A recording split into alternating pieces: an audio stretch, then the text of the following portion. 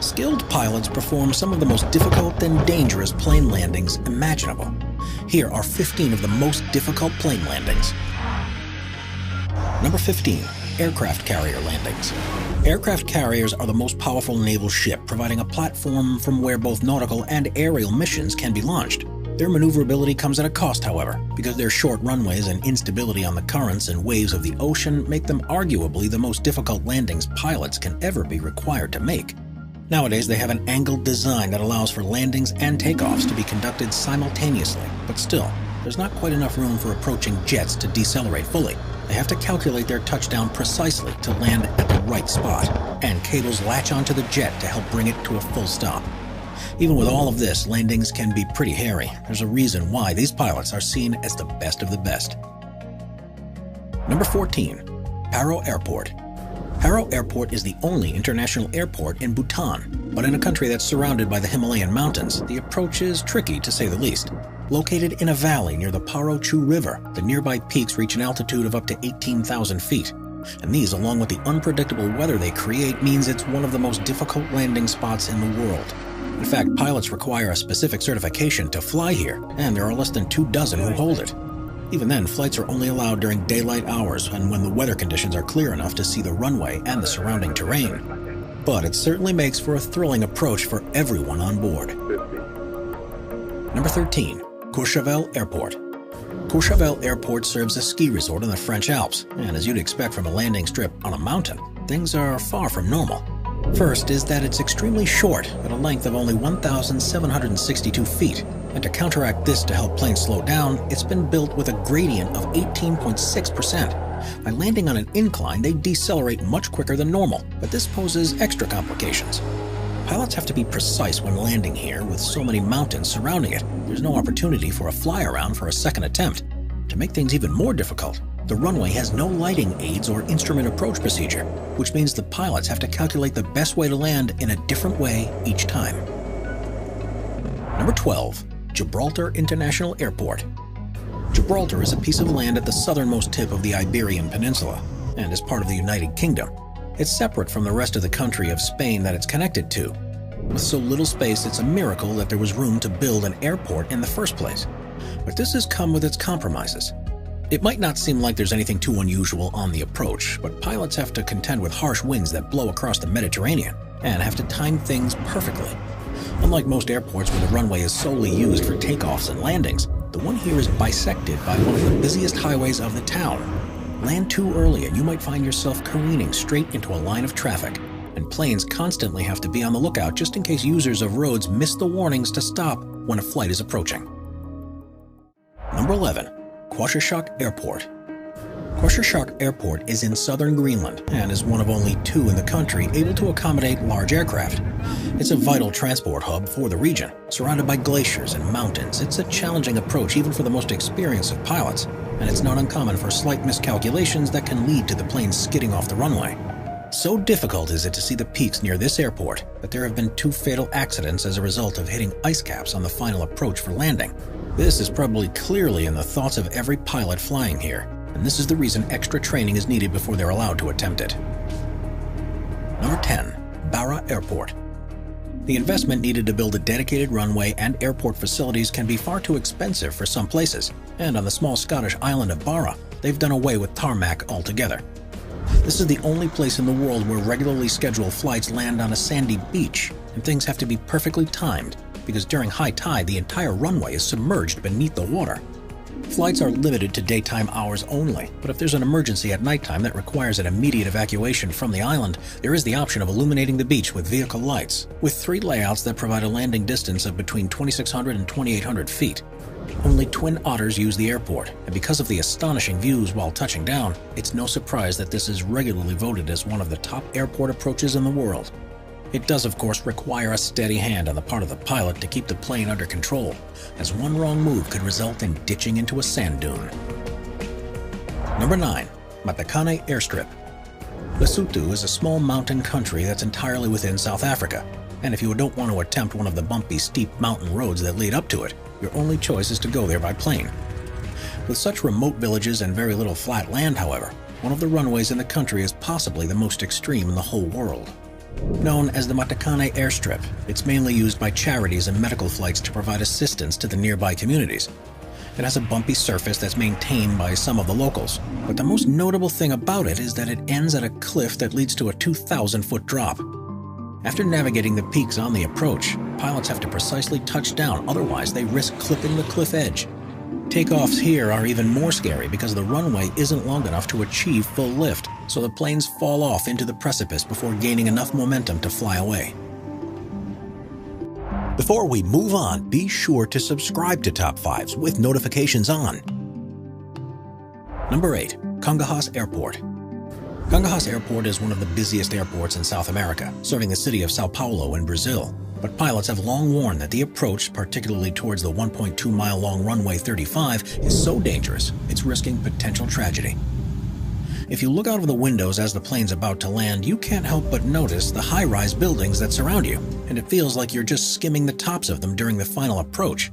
Add to this the rapidly changing weather conditions in the area, and pilots have very little room for maneuver to touch down. Within the industry, it's often referred to as the aircraft carrier, and if they fail to get the wheels on the tarmac within the first 1,000 feet, they're told to abort and try again. Things quite often go slightly wrong and planes run off the tarmac at the end, which is why airport authorities have had to introduce strict limits to the number that can land there each hour, so no one is feeling time-pressured into decisions that could lead to even more accidents. Number 7. Gisborne Airport. Gisborne Airport covers a small 400-acre site near the city of Gisborne, which is on the east coast of New Zealand's North Island. At first, the 3 grass runways and the 4,300-foot-long main concrete runway look just like you'd expect from a single terminal airport, but this one is rather unusual. Because of the limited space for routes in and out of the city, the main runway has a railroad track that passes straight across it. It's one of the only places in the world where this happens and requires constant communication between air traffic control, the railway company, and any approaching planes to ensure the runway is clear when they're making their approach. Plans are, however, underway to reroute the railway because it's a complication that's simply not necessary, especially with the intent of the city to begin to attract increasing tourist numbers in the next few years. Number 6. Tioman Airport. Tioman Airport is the only airfield on the small Malaysian island of Tioman, and it's notorious in the region for being one of the most difficult strips to safely land on. The problem isn't anything to do with the 3,254-foot-long runway itself, but the approach to the tarmac, which you can only actually see just at the last moment before touching down. Pilots have to set themselves on a course that takes them directly towards a mountain range, and it's such a counterintuitive thing to do that a checkerboard target has been installed to help them keep on track. Just before they reach it, they have to make a sharp 90-degree turn to line themselves up with the runway and hope that they're able to land and stop in time. Overshooting it leads to a vertical drop off the cliff into the water, and crews often put on life jackets before landing just in case things go wrong, which they do far more often than you'd like to think. Number 5. Madeira Airport. When deciding on the best place to build an airport, the main priorities are enough flat land to construct the runway, and as few mountainous or hilly regions around as possible to give aircraft plenty of room for maneuvers.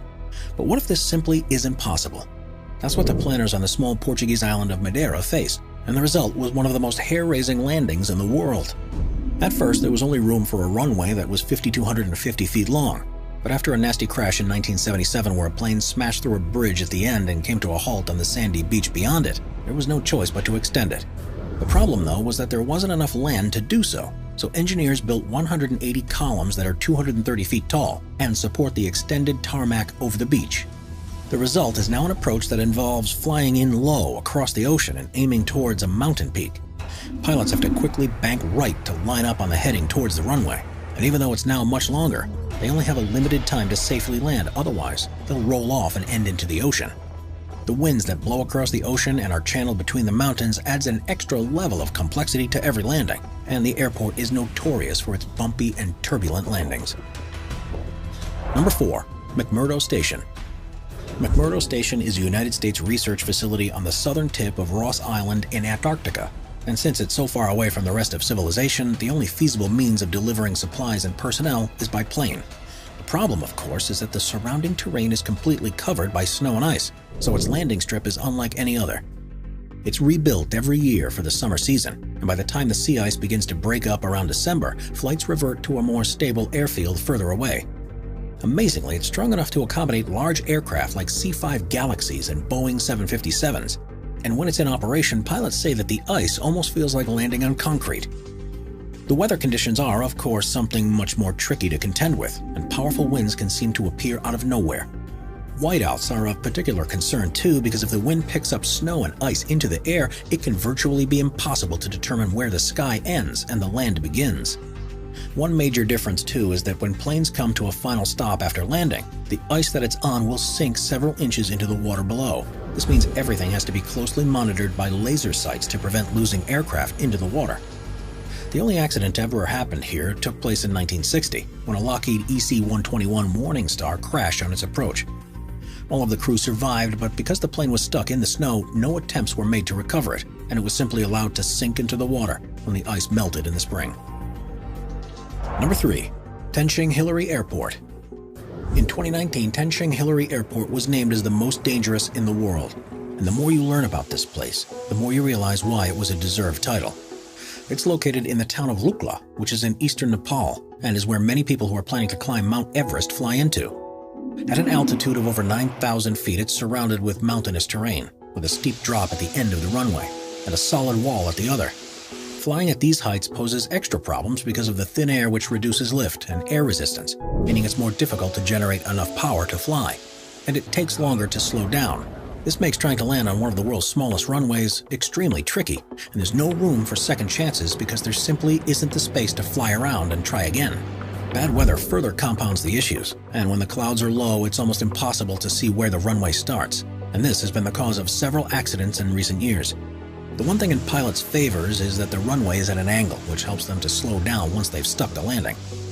Only helicopters and small fixed-wing aircraft are allowed to travel to this airport, and pilots each have to have special training about the place's unique quirks before they're even allowed to attempt it. Number 2. High wind landings. When conditions are perfect, aircraft are one of the safest and most comfortable ways to travel, but things can quickly change when the wind picks up, especially during the most dangerous part of any flight, the takeoff or landing. Pilots aren't affected too much if there's a head or tailwind, but the real difficulty comes when there's a crosswind, and the stronger it is, the more complicated performing a landing becomes. This is when pilots earn their wages because there's no computer system in the world that can replace their instincts and quick reactions to safely bring the plane to a stop. The main thing they try to do is keep the nose of the plane facing towards the wind, which is a process called crabbing. This ensures that they can keep flying in a straight track across the ground, but results in a strange appearance that the plane is about to land at an angle to the direction of the runway. Of course, flying like this is perfectly okay when you're in the air, but the most critical moment is the transition between this stance and what happens when the wheels hit the tarmac. Different aircraft are designed to do this in various ways, but for the largest passenger jets, the technique is called the decrab during flare. And if you watch closely, you should be able to see it taking place. This is when the pilot keeps the wings as level as possible while maintaining the crab into the wind. And as it approaches the runway, the pilot pulls back on the stick as they would normally, something that's known as flaring. This causes the rate of descent to decrease and raises the nose of the aircraft, and just before the wheels touch down, there's movement of the rudder to straighten it up in line with the runway. If this isn't enough to be concentrating on, there's one more thing they need to watch out for. At the moment they straighten the aircraft, lift is generated beneath the wing that the crosswind is blowing onto, and the control wheel needs to be adjusted to compensate for this. This means that landing under these conditions, a pilot while traveling at 160 miles an hour is simultaneously pulling back on the control stick, using it to turn into the wind, and using their feet to control the rudder pedals. Number 1. Rancho e Roscan Airport. The Dutch island of Saba is one of the most beautiful in the Caribbean, but when the decision was made to build an airport there, it was only one piece of land that was flat enough for a runway, and it barely had enough space for a 1,312-foot piece of tarmac, which is only slightly longer than there is on an aircraft carrier. Unsurprisingly, the airport isn't used by jets, and the only planes that land there are small Twin Otters. Only captains are allowed to control the plane as it approaches, as they contend with unpredictable updrafts from the ocean and the mountainous terrain of the island itself. As you can see, there's no room for overshooting the runway, because on either side there's a sharp drop-off over the cliff to the ocean below, which makes it surprising that after opening in the 1960s, there hasn't ever been a single accident. Subscribe to Top 5s for more and check out some of our other popular videos.